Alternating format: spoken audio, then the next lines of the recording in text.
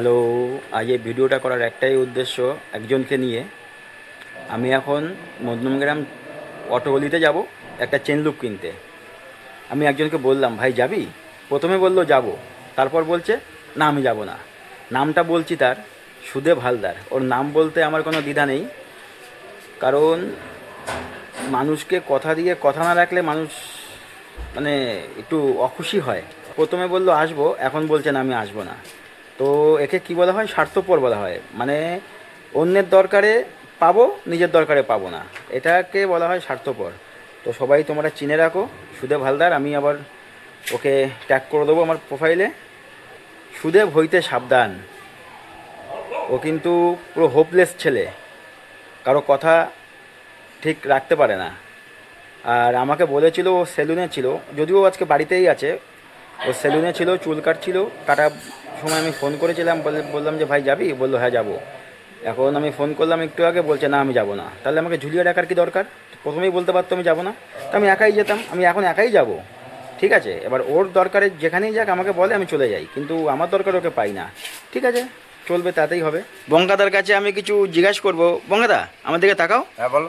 বলছি যে এই আমি একটু আগে একটা ভিডিও বানাচ্ছিলাম হ্যাঁ বলো। একজনকে নিয়ে, যে অন্যের দরকারে পাওয়া যাবে না কিন্তু নিজের দরকারে পাওয়া যাবে। মানে তুমি যদি তাকে ডাকো তুমি পাবে না, ও তোমাকে ডাকলে তোমাকে সবসময় পেয়ে যায়, এরকম টাইপের ছেলেকে কি বলতে চাও তুমি? ওইসব ছেলেকে স্বার্থপর বলা হয়। সাতর বলা হয় না? তুমি কি একদম। মিশতে চাও ওইসব ছেলের সঙ্গে? না, আমি ওইসব ছেলের সাথে মিশতে চাই না। এই যে বঙ্কাদাও বলছে ওসব ছেলেপেলের সঙ্গে মিশতে চায় না। ওসব স্বার্থপর ছেলে। স্বার্থপর ছেলে তো একদম একদম। বঙ্কাদাও এখন বলেছে স্বার্থপর ছেলে, স্বার্থপরই ছেলে। একদম ওইসব ছেলে স্বার্থপর, একদম। নিজেরটা দেখে, নিজেরটা দেখে। পরেরটা দেখে না। একদম একদম স্বার্থপর ছেলে, তুই স্বার্থপর সুদেব। গাইস, ফাইনালি বেরিয়ে পড়েছি। সুদেবকে যেতে বললাম, সুদেব তো গেল না, আমি একাই যাই।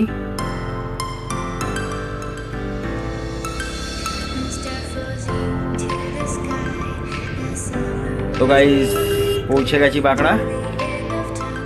রাস্তা জানি না কি জ্যাম হবে কি না, বুঝতে পারছি না। দুপুর হয়ে গেছে।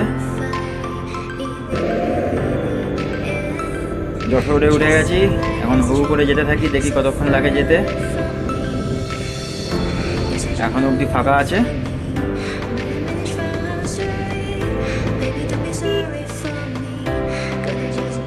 দোলতলায় সারা জীবন জ্যাম থাকে, দুপুর হয়ে গেছে তাও জ্যাম।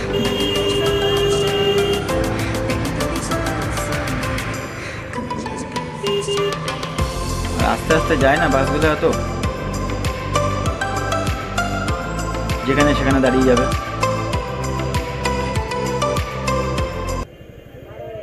তো গাইস, ফাইনালি পৌঁছে গেছি আমাদের মধ্যমগ্রাম অটোগলি। এটা অটোগলি নামেই পরিচিত, সবাই অটোগলি নামেই জানে। তো আমি এখন যাই, যেটা থেকে কিনি, যেই দোকানটা থেকে আমি কিনি সেখানে যাই। তো দোকানে গিয়ে দেখা হচ্ছে। ফাইনালি চলে এসেছি কাকার দোকানে, জয় মাতা এন্টারপ্রাইজ। সব থেকে বড় চেন লুপটাই নিলাম। প্রাইস আছে দেখো 475 প্রাইস আছে, কাকা নিচ্ছে 390 টাকা। এই ভাইগুলো আছে এখানে। আর এটা 475 টাকা এমআরপি আছে, কাকা বললো 390 টাকা, অনেকটাই ডিসকাউন্ট, অনেকটা কম দিচ্ছে তোমাকে। হ্যাঁ হ্যাঁ হ্যাঁ। ভালো মাল। তোমার এসো কাকার দোকানে, জয় মাতা এন্টারপ্রাইজ। দাম যা আছে তাতে কমে করে দেবো। আমাদের নিজের প্রাইসে পাওয়া যাবে আপনাদের কাছে। একদম একদম। সবকিছু স্পেয়ার পার্টস, এখানে সব কিছুই আছে, মোটুলের ইঞ্জিন অয়েল থেকে শুরু করে গার্ডও পাওয়া যাবে, সব ক্র্যাশ গার্ডও পাওয়া যাবে, সব কিছুই আছে। তো আমি একজনকে আসতে বলেছিলাম, সে তো এলো না, আমি একাই এসে নিয়ে গেলাম। মোটুলে ওই মোটরম্যাক্সের চেন লুপটা আমার দরকার। 400 ml, 400 ml। যদি তোর ডাক শুনে কেউ না আসে তবে একলা চলো রে।